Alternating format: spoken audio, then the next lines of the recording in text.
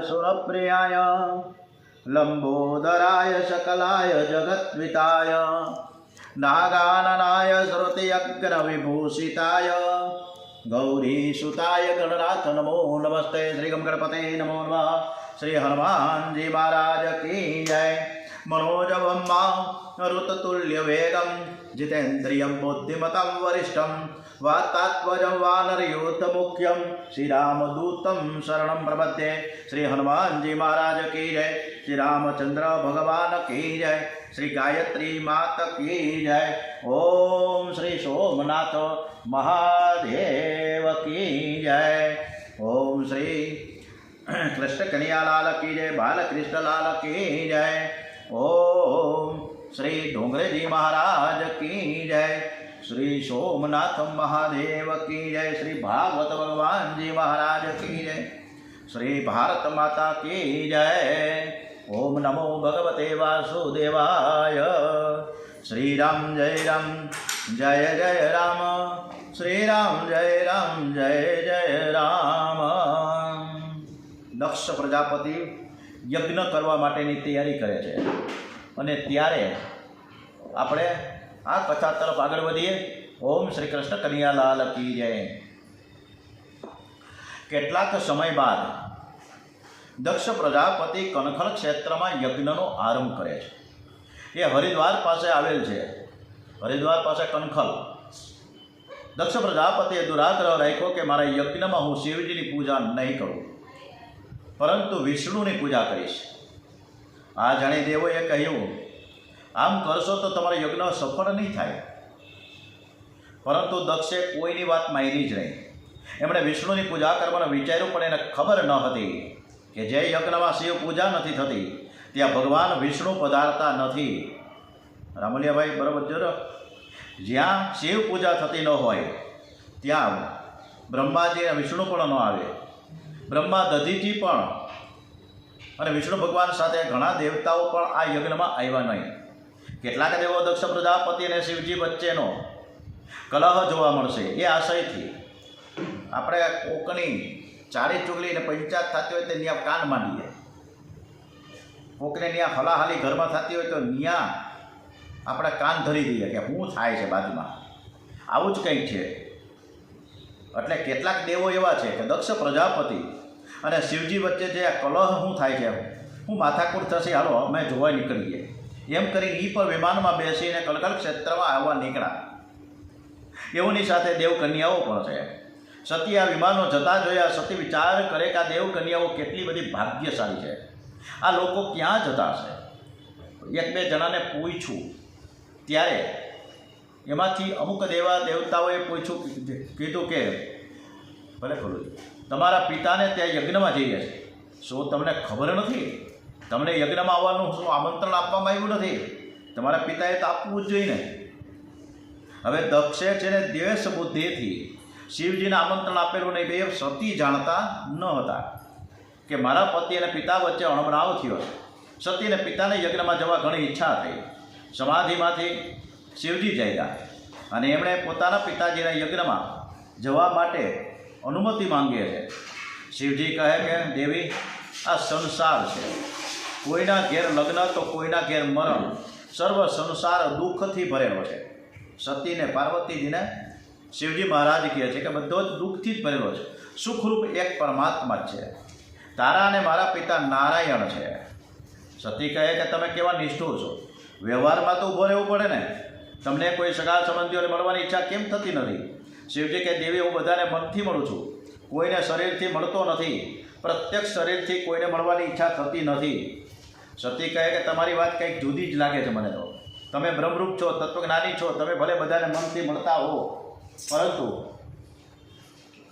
परंतु आ वखते तो तमे चालो, हूँ तमने विनंती करूँ छुं, मारे त्यां जवानी खूब ज इच्छा छे, तो तमे मारी साथे पधारो, त्यां तमारुं घणुं सन्मान थशे। शिवजी कहे मने कोई सन्मान की इच्छा नहीं।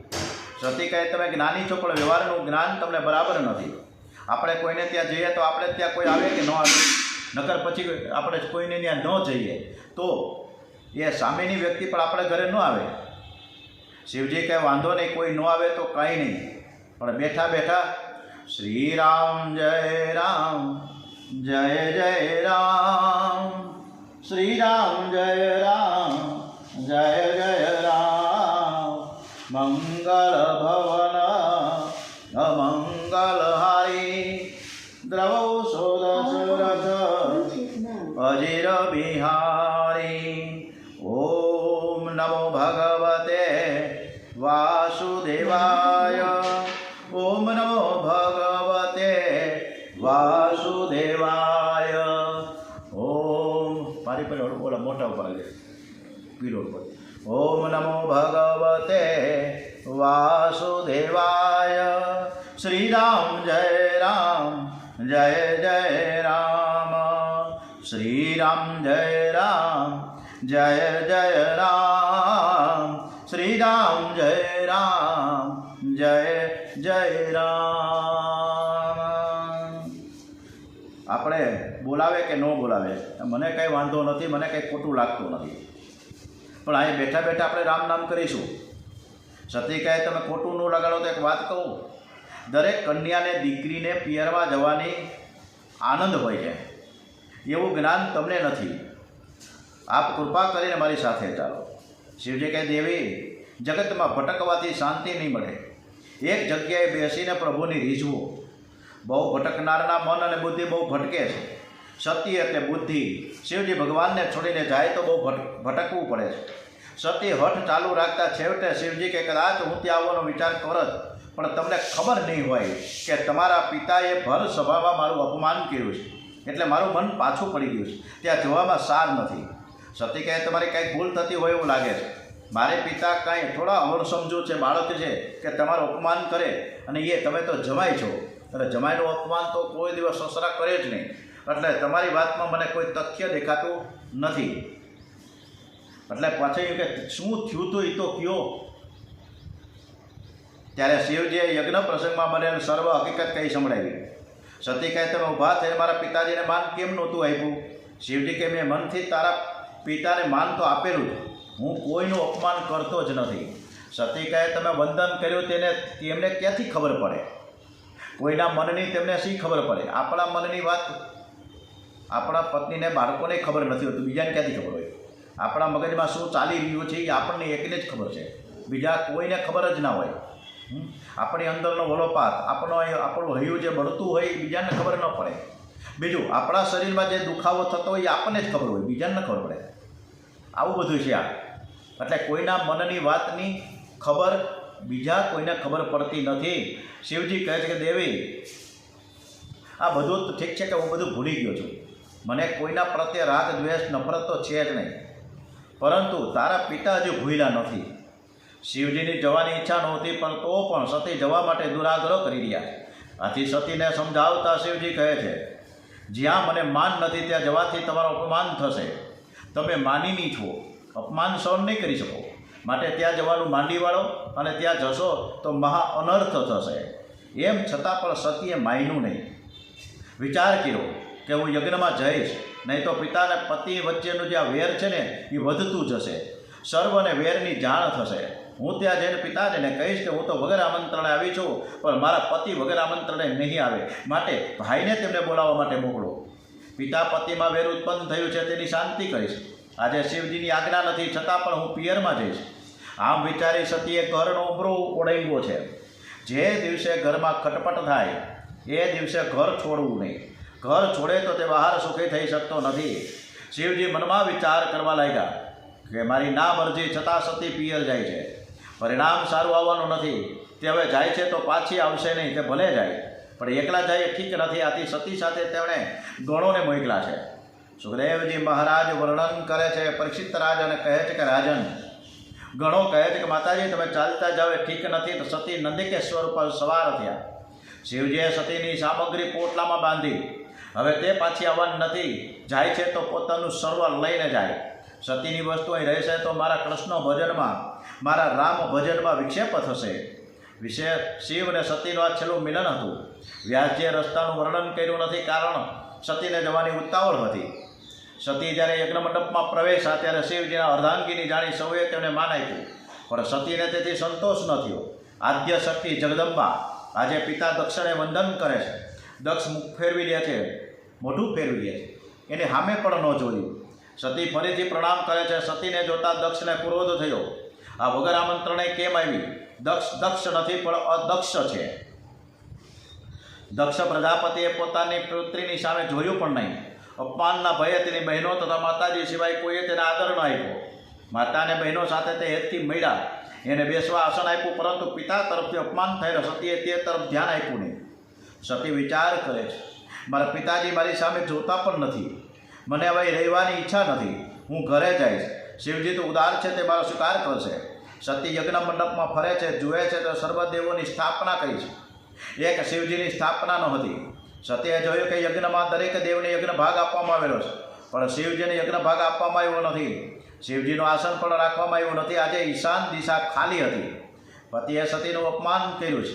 એ સતીએ સહન કર્યું, પણ સતીથી શિવજીનું અપમાન સહન થતું નથી. સતીને અતિ દુઃખ થયું. સતીને ક્રોધ આવ્યો. માથે બાંધેલ વેણી છૂટી ગઈ. દેવો માતાજીને વંદન કરીને કહે છે કે હે માતા, તમે ક્રોધ કરો નહીં. ઓમ શ્રી માં જય માં જય માં જય માં જય જય અંબે માં. ઓમ શ્રી માં જય માં જય માં જય માં જય જય અંબે માં. અખિલેશ્વરી તું આદ્ય શક્તિ એક અંબે માં. વિશ્વેશ્વરી ભુવનેશ્વરી જગદંબિકે તુમા. શ્રી માં જય માં જય માં જય માં જય જય અંબે માં. ઓમ શ્રી માં જય માં જય માં જય માં જય જય અંબે માં. માતાજીનું સ્વરૂપ આ જે માતાજીના ગરબામાં કેવું છે કે તું સૌમ્ય રૂપ ધારી બહુચર બાલિકા તુમા, ને રૌદ્ર રૂપ ધારી માત કાલિકા તુમા. એ કાલિકા પણ થઈ શકે. આવું સ્વરૂપ છે. એટલે માતાજી જગદંબા પાર્વતી માને ખૂબ જ ક્રોધ આવ્યો કે બધાએ મારા સામે જોતા નથી. યજ્ઞોનો ભાગ પણ શિવજીને માટે રાખવામાં આવ્યો નથી. આસન પણ રાખવામાં આવ્યો નથી શિવજીનું. આજે ઈશાન દિશા ખુલી છે અને ક્રોધ થયો. માથે બાંધેલ વેડી છૂટી ગઈ. દેવો માતાજીને વંદન કરીને કહે છે કે માતા, તમે ક્રોધ કરો નહીં. સતી કહે, ક્રોધ હું બીજા ઉપર નહીં કરું, મારા શરીર ઉપર જ કરીશ. આ શરીરથી મેં પાપ કર્યું છે. પતિની આજ્ઞાનો મેં ભંગ કર્યો છે. આ શરીરને ઉબાડીને ભસ્મીભૂત કરી નાખું. યજ્ઞ મંડપમાં સતી 23 શ્લોકોમાં પિતાને સંબોધીને કહે, જે શરીરને આત્મા ગણે છે તે શિવ તત્વને શું જાણે. મોટા મોટા દેવો શિવજીના શરણનો આશ્રય લે છે. શિવ કૃપા વગર બ્રહ્મ જ્ઞાન પ્રાપ્ત થતું નથી. શિવ કૃપા વગર બ્રહ્મ કૃષ્ણ ભક્તિ મળતી નથી. પ્રવૃત્તિ નિવૃત્તિથી પર થઈ સ્વસ્વરૂપમાં લીન રહેનારા શિવજી પરમ પરમાત્મા છે. મને વાતનું ખૂબ જ દુઃખ થયું છે કે શિવ નિંદા કરનારા દક્ષની હું કન્યા છું. સતી ઉત્તર દિશા તરફ મુખ રાખીને બેઠા. શરીર છોડવા યોગ માર્ગમાં સ્થિર થયા. શિવજીનું ધ્યાન કરતા કરતા સતીએ શરીરમાં અગ્નિ તત્વની ભાવના કરી. અંદરથી ક્રોધાગ્નિ બહાર આવ્યો. શરીર બળવા લાગ્યું. આદ્ય શક્તિ જગદંબાનું અપમાન થયું. હવે દક્ષનું કલ્યાણ નથી. માતાજીના શરીરને કોણ બાળી શકે? અગ્નિને બાળવાની શક્તિ તો શિવજીએ આપી છે. એ તો માતાજીની લીલા છે. નારદજી કૈલાસમાં શિવજી પાસે આવ્યા. કૈલાસમાં શિવજી શંકાદિક ઋષિઓને બ્રહ્મ વિદ્યાનો ઉપદેશ કરી રહ્યા છે. નારદજી કથામાં બેસી રડવા લાગ્યા. શિવજી કારણ પૂછે કે નારદ, શું થયું? કેમ રડો છો? નારદજી કહે, હે નાથ, તમને ખબર છે યજ્ઞ મંડપમાં તમારું અપમાન સહન નહીં થવાથી સતી માતાએ અગ્નિ સંસ્કાર કર્યા છે. તેમણે દેહ ત્યાગ કર્યો. આદ્ય શક્તિનો નાશ ન થાય. સતી ગુપ્ત રીતે શિવમાં મળી ગયા છે. નારદજી કે આપ લોકોને સજા કરો. શિવજી કે મારે કોઈને સજા કરવી નથી. પણ જ્યારે નારદજીએ કહ્યું કે તમારા ગણોને પણ માર પીડ્યો છે, અને આ જાણી શિવજીને થોડો ક્રોધ થયો. જડામાંથી વીરભદ્ર પ્રગટ થયા. શિવજીએ આજ્ઞા કરી, દક્ષ પ્રજાપતિનો જે યજ્ઞ થઈ રહ્યો છે ત્યાં જાઓ અને યજ્ઞનો વિધ્વંસ કરો. વીરભદ્ર યજ્ઞ મંડપમાં આવ્યા. બધું ખેદાન મેદાન કરી નાખ્યું. યજ્ઞનો નાશ કર્યો. યજ્ઞભૂમિ શ્મશાન ભૂમિ બની ગઈ. યજ્ઞનો વિધ્વંસ થયો. દક્ષને પકડીને તેનું મસ્તક ધડથી અલગ કર્યું. દક્ષના યજ્ઞમાં જે બ્રાહ્મણો ગયા હતા એને માર પડ્યો. દેવોને સજા થઈ. દેવો ગભરાઈ ગયા. બ્રહ્માજીને શરણે ગયા.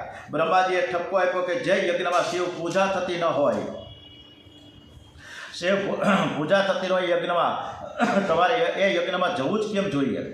છતાં તમે ત્યાં જઈને મોટી ભૂલ કરી છે. હવે તમે શિવજી પાસે જઈને તમારી ભૂલની માફી માંગો.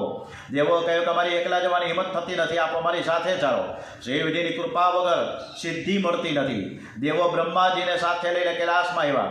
શિવજીને પ્રણામ કરીને વંદે દેવમુમાપતે સુરગુરમ વંદે જગત્કારણમ વંદે પન્નકભૂષણમ મૃગધરમ વંદે પશૂનાં પતિં વંદે સૂર્યશશાંકવહિનયનં વંદે મુકુન્દપ્રિયં વંદે ભક્તજનાશ્રયં ચ વરદં વંદે શિવં શંકરમ. શિવજીને પ્રણામ કરી સ્તુતિ કરી રહ્યા છે. બ્રહ્માજી સાષ્ટાંગ પ્રણામ કરી હસતા હસતા કહે છે કે યજ્ઞને ઉત્પન્ન કરનારા આપ છો અને વિધ્વંસ કરનાર પણ આપ જ છો. યજ્ઞ પરિપૂર્ણ થાય તેવું કરો, તમે પણ ત્યાં પધારો. શિવજી ભોળા છે, સરળ છે, યજ્ઞમાં આવવા તૈયાર થયા. એ દેવો સાથે યજ્ઞ મંડપમાં આવ્યા ત્યાં જોયું તો મહા ઉત્પાત મચી ગયો. યજ્ઞ મંડપમાં રુધિરની નદીઓ વહેતી હતી. આ બધું જોઈ તેને લાગ્યું કે નક્કી આ બધું જ કામ પોતે મોકલે વીરભદ્રનું છે. તેમણે વીરભદ્રને ઠપકો આપ્યો. વીરભદ્રે માફી માંગી. દક્ષના ધડ પર બકરાનું માથું ચોંટાડવામાં આવ્યું. શિવજી કૃપા દ્રષ્ટિથી જુએ છે. દક્ષ પ્રજાપતિ જાગૃત થાય છે. શિવ સ્તુતિ કરવા લાગ્યા છે. ઓમ નમઃ શિવાય, ઓમ નમઃ શિવાય, નમઃ શિવાય, ઓમ નમઃ શિવાય, હર હર બોલે નમઃ શિવાય, ઓમ નમઃ શિવાય, હર હર બોલે નમઃ શિવાય. શિવ સ્તુતિ કરવા લાગ્યા છે દક્ષ પ્રજાપતિ. અને શિવજી પાસે આવીને પૂજા કરતા કરતા કહે છે કે મારે પુત્રી સતીના દર્શન કરવા છે, આપ કૃપા કરીને મારી ઈચ્છા પૂર્ણ કરો. શિવજી ધરતી સામે જોઈ સતીને પૂછ્યું કે તમારે બહાર આવવું છે? સતીએ ના પાડી. હરિદ્વાર પાસે આ કનખલ તીર્થ ક્ષેત્ર છે. એ કનખલ તીર્થમાં ગંગા કિનારે દક્ષેશ્વર મહાદેવનું મંદિર છે. દક્ષ પ્રજાપતિએ શિવજીનું પૂજન કર્યું, ક્ષમા માંગી. ત્યાં ચતુર્ભુજ નારાયણ પ્રગટ થયા છે. પ્રભુએ બધાનો ઉપદેશ કર્યો. શિવ મારો આત્મા છે. શિવમાં કુભાવ રાખે તે મારામાં જ કુભાવ રાખે છે. હરિહર બંને એક જ છે. સેવક સખા સ્વામી શિવ મેરે. ભગવાન શંકર નારાયણના સેવક છે. શ્રી રામચંદ્રજીના સેવક છે, સખા છે અને સ્વામી પણ છે. શિવજીના મહિમાનું કોણ વર્ણન કરી શકે? બે અક્ષરનું નામ શિવ મુખમાંથી નીકળે તો અનેક પાતકોનો વિનાશ થાય છે. પ્રભુએ દેવોનો ઉપદેશ કર્યો કે શિવજીમાં અને મારામાં જરાય ભેદ નથી. ભક્ત અને ભગવાન અંદરથી એક જ હોય છે. જ્યારે પ્રભુએ રામેશ્વરની સ્થાપના કરી ત્યારે ઋષિએ રામજીને પૂછ્યું કે મહારાજ, રામેશ્વરનો અર્થ તમે સમજાવો. રામજીએ બહુ સરળતાથી અર્થ કર્યો છે કે રામના જે ઈશ્વર તે રામેશ્વર. શિવ મારા સ્વામી છે અને હું એમની પૂજા કરું છું. રામજીનો અર્થ શંકર ભગવાનને ગમ્યો નહીં. શિવજી પ્રગટ થયા અને કહ્યું કે ના ના, એવું નથી. રામ ઈશ્વર યસ્ય સહ રામેશ્વર. એનો અર્થ એ છે રામ છે ઈશ્વર, જેના તે હું તો રામદાસ છું. શ્રી રામ મારા સ્વામી છે. હું આખો દિવસ રામ નામનો જપ કરું છું. શ્રી રામ, જય જય રામ, સીતારામ સીતારામ સીતારામ સીતારામ સીતારામ સીતારામ સીતારામ. ઋષિએ કહ્યું કે રામ અને શિવ એક જ છે. શ્રી કૃષ્ણ અને શિવ એક જ છે. હરિહરમાં ભેદ રાખવો નહીં. જ્યારે હરિહરમાં ભેદ રાખવાનો હોય, જ્યારે ડુંગરીજી મહારાજ આ કથા કરતા હોય ત્યારે એના એક એક શબ્દમાં એક એક વજન હોય છે. આપણે 11માં 2 11 ભેગી હોય તો એક શિવજીની અને એક કૃષ્ણ ભગવાન એટલે કે વૈષ્ણવની, એવી રીતના આપણે કરીએ છીએ. પણ ભેદભાવ ન રાખવો. શિવજી પ્રધાન છે, વૈષ્ણવ છે, તો આપણે શિવજીને પણ એટલા જ ચાહીએ જેટલા કૃષ્ણ ભગવાનને ચાહીએ, અને કૃષ્ણ ભગવાનને જેટલા ચાહીએ એટલા જ ભગવાન શંકરને પણ ચાહીએ. ભક્ત અને ભગવાન એક જ હોય. હરિહરમાં ભેદ રાખે તેનું કલ્યાણ થતું નથી. શિવ કૃપા વગર સિદ્ધિ મળતી નથી, બ્રહ્મ વિદ્યા મળતી નથી. જીવ અને શિવ તત્વ એક જ છે. બતાવવાનો ભાગવતનો એક હેતુ છે. ઈશ્વર સર્વવ્યાપક છે, સર્વમાં છે.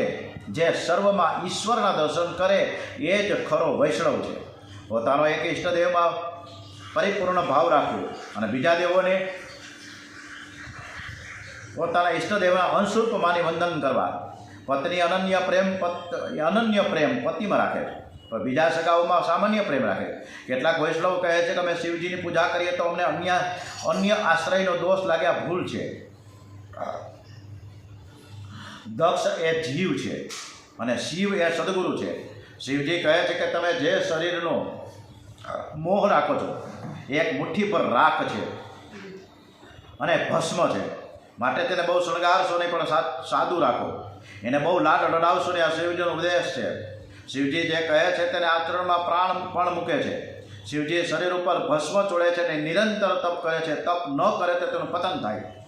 માનવ જીવનનું લક્ષ્ય ભોગ નથી, પણ ભજન છે. ઈશ્વર ભજન છે. સમભાવ અને સદભાવ સિદ્ધ કરવા માટે સત્સંગની જરૂર છે.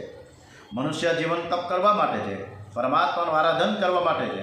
પશુઓ પણ ભોગ ભોગવે છે.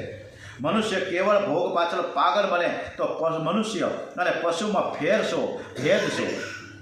તપના અનેક પ્રકારો છે. દુઃખ સહન કરી સત્કર્મ કરે એને તપ કહે છે. ઉપાસના કરવી એ તપ છે. અમાસ પૂર્ણિમા જેવા પવિત્ર દિવસે ઉપવાસ કરવો, પરોપકારમાં શરીરને ઘસાવવું એ પણ તપ છે. પરંતુ ગીતાજીમાં તપની સુંદર વ્યાખ્યા આપવામાં આવી છે. ભાવ સંશોધી એટલે અંતઃકરણની પવિત્રતા એ મોટું માનસિક તપ છે. એનાથી હૃદયમાં શાંતિ અને પ્રસન્નતા રહે છે. સર્વમાં ઈશ્વરનો ભાવ રાખવો એ તપ છે. સર્વમાં ઈશ્વર બિરાજેલા છે તેવો અનુભવ કરવો એ મહાન તપ છે. પ્રિય અને સત્ય બોલવું એ વાણીનું તપ છે. પવિત્રતા, સરળતા, બ્રહ્મચર્ય, અહિંસા આ બધા જ શરીર અંગેના તપ છે. અધર્મની પત્નીનું નામ મૃષાદેવી. મિથ્યા ભાષણ કરવાની એક કુટેવ હોય છે દરેકને, જેમાંથી જ દંભનો જન્મ થાય છે.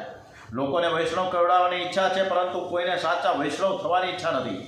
દંભનો પુત્ર લોભ અને લોભનો પુત્ર ક્રોધ છે. ક્રોધની પત્ની દુરક્તિ એટલે કે કર્કશ વાણી. મહાભારતના યુદ્ધનું અને રામાયણના કરુણ પ્રસંગોનું મૂળ કર્કશ વાણી છે. વાણીનું તપ તૂટે ત્યાં કલો એટલે કે કલી કહે મારું કામ થાય શરૂ થાય છે. ભાગવતનો એક ઉદ્દેશ છે કે દરેક ઇન્દ્રિયોને હરિરસમાં તરબોળ રાખવી. નામદેવજી દરજીનો ધંધો કરતા, ગોરા કુંભાર માટીમાંથી અનેક વસ્તુનું સર્જન કરતા, કુંભાર કામનો ધંધો કરતા, સેનાનાઈ હજામતનો ધંધો કરતા. એ દરેકને પોતપોતાના ધંધામાંથી જ્ઞાન મળેલું છે. વ્યવહારમાં શુદ્ધિ આવી એટલે જીવનમાં શુદ્ધિ આવી એટલે જીતા. માનવે પરોપકારને ભૂલવો ન જોઈએ. 24 કલાક પરમાત્માની પૂજા કરવી જોઈએ. તમારે અહર્નિશ પૂજા માટે કોઈ ધંધો છોડવાની બિલકુલ જરૂર નથી. તમે જે દેવની પૂજા કરો છો તે દેવ સર્વત્ર છે એમ માની સર્વ પ્રત્યે આદર અને પ્રેમ વડે સર્વમાં તમારા ઈષ્ટદેવની પૂજા સર્વકાળ કરો. જે બીજાને સુખી કરવા ઈચ્છે છે એ કદી દુઃખી થતો નથી. એ પરોપકાર કરવાના હેતુથી પરમાત્મા વરાહનું રૂપ લઈને ઉકરડામાં ફર્યા હતા અને માછલા કે કાચમાનું રૂપ લઈને સાગરમાં વિચરાતા.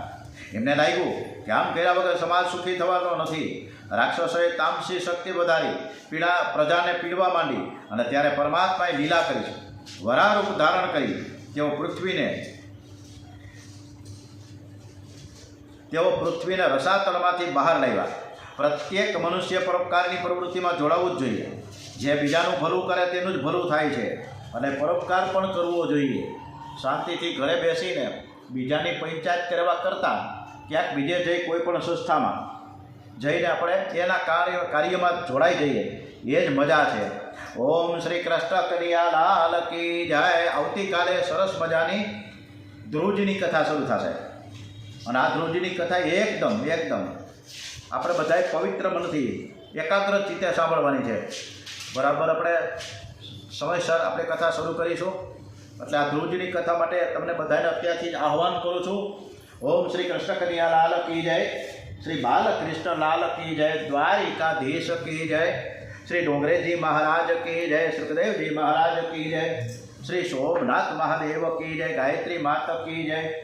ઓમ શ્રી ગણપતિ મહારાજ હનુમાનજી મહારાજના ચરણોમાં વંદન સાથે ભારત માતા કી જય. વંદે વેદ માતરમ. શ્રી ભાગવત ભગવાનજી મહારાજ કી જય. ઓમ નમો ભગવતે વાસુદેવાય. ઓમ નમો ભગવતે વાસુદેવાય. ઓમ નમઃ પાર્વતે પતે. હર હર હર હર હર મહાદેવ હર.